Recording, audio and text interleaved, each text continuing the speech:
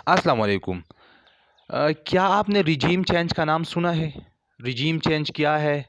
America क्यों इस strategy को यूज़ करती है? क्या अभी तक अमेरिका इस स्ट्रैटेजी को यूज़ करने में कामयाब हो चुकी है या नहीं?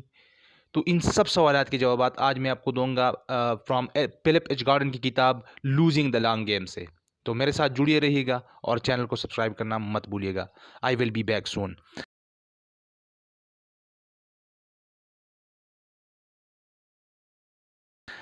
अच्छा, अगर आप न्यूज़ को फॉलो करते हो तो you might be aware with the fact कि Joe Biden administration recently power में आ गई है, उसने अपनी फॉरेन पॉलिसी को चार्टर आउट किया। उसने मिडिल ईस्ट के लिए अपनी फॉरेन पॉलिसी को चार्टर किया, फिर जो अदर कंट्रीज़ थे स्पेसिफिकली अफ़गानिस्तान के लिए, इन सब कंट्रीज़ के लिए उसने अपनी फॉरेन पॉलिसी डिफ़ाइन की।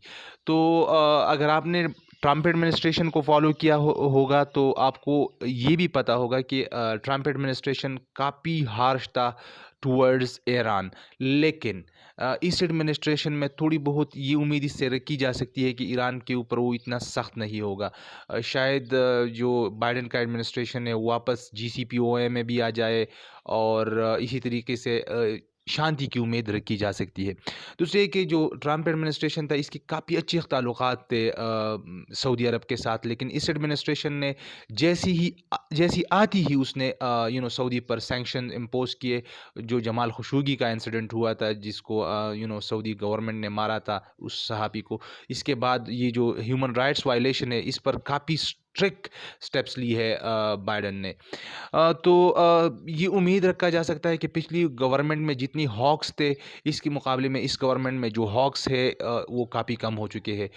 इन ही कमी में एक ऐसे बंदे को आज मैं आपके साथ शेयर करने वाला हूं जो कि ओबामा के एडमिनिस्ट्रेशन में मिडिल ईस्ट का स्पेशल कोऑर्डिनेटर रहा था और इस एडमिनिस्ट्रेशन में एक बार फिर उसका री एंट्री हुआ है as a deputy security adviser to Kamala Harris. तो मैं बात करने वाला हूं अबाउट फिलिप एच गॉर्डन की। फिलिप एच गॉर्डन आजकल as a deputy security adviser re enter हुआ है वाइट हाउस को, और इसने एक किताब लिखा था लूजिंग द लॉन्ग गेम। और इस किताब में उसने क्लियरली इस चीज़ को डिफ़ाइन किया है कि अमेरिका ने ये जो स्ट्रैटेजी यूज़ की है मुख्तलिफ ममालिक में जो रिजीम चेंज का, so far it has been a disaster. According to him 1953 में अमेरिका ने मुसद्दिक़ का गवर्नमेंट ईरान में गिराया और इसकी जगह अपना फेवरेट शाह को इंस्टॉल किया, लेकिन अमेरिका को ये पता नहीं था कि शाह बहुत ज़्यादा नेशनलिस्ट आदमी है और इसी तरीके से अमेरिका अपनी नेशनल इंटरेस्ट को फेच करने में नाकाम रही। और फिर लिखता है कि इसी चैन को फॉलो करते हुए डोनाल्ड ट्रंप ने भी जीसीपीओए से विड्रॉल किया ऑन द ग्राउंड कि वो ईरान पर सैंक्शन लगा देगा और इसी की वजह से ईरान के अंदर सोशल अनरेस्ट क्रिएट हो जाएगी, मास मोबिलाइजेशन हो जाएगी और रूहानी की गवर्नमेंट को गिराया जाएगा। लेकिन ये स्ट्रैटेजी एक बार फिर नाकाम हो गई क्योंकि ट्रंप ने हिस्ट्री को नहीं पढ़ा था। फिर वो लिखता है कि अमेरिका ने ये स्ट्रैटेजी इराक में भी यूज़ की थी। इराक में गवर्नमेंट गिराया और जब गवर्नमेंट गिराया तो इराक में अनरेस्ट ने फॉलो किया, वायलेंस क्रिएट हो गया। इसी तरीके से वो लिखता है कि ये स्ट्रैटेजी अमेरिका ने अफ़गानिस्तान में भी यूज़ किया और वहाँ पर अपना पपेट गवर्नमेंट तो इंस्टॉल किया, लेकिन इस पपेट गवर्नमेंट से ज़्यादा टेरिटरी तालिबान के हाथों में चली गई और इस एक बार फिर वो जो पपेट गवर्नमेंट था वो अमेरिका की नेशनल इंटरेस्ट पर पूरा नहीं उतरा। तो वो लिखता है कि किसी मुल्क का गवर्नमेंट गिराना इज़ एन ईजी थिंग। वहाँ पर आप तो गवर्नमेंट गिरा लेंगे, लेकिन उसकी जगह एक फेवरेबल गवर्नमेंट को इंस्टॉल करना और फिर इसको सक्सेसफुल बनाना इज़ ए हेरक्यूलियन टास्क।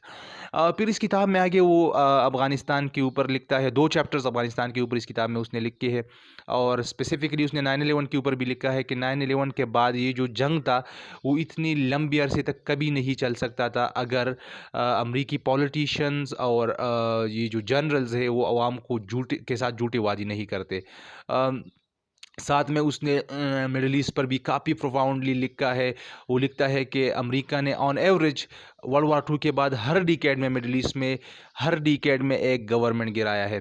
तो मेरे ख़्याल में इंटरनेशनल अफेयर्स पर एक बेहतरीन किताब है और अमेरिका का एक ऐसे बंदे ने लिखा है जो आजकल एक टॉप नॉच ओहदे पर है। तो अगर आप इसको पढ़ना चाहते हो तो I would highly recommend it to you to have it and give it a read. और अगर आप इंटरनेशनल रिलेशंस या इंटरनेशनल अफेयर्स के स्टूडेंट हो और आप इंटरनेशनल अफेयर्स को अंडरस्टैंड करना चाहते हो तो I would highly recommend this book to you to have it and give it a read. तो नेक्स्ट वीडियो तक अपना बहुत सारा ख्याल रखिएगा। I will be back soon with a new video. अल्लाह हाफिज़।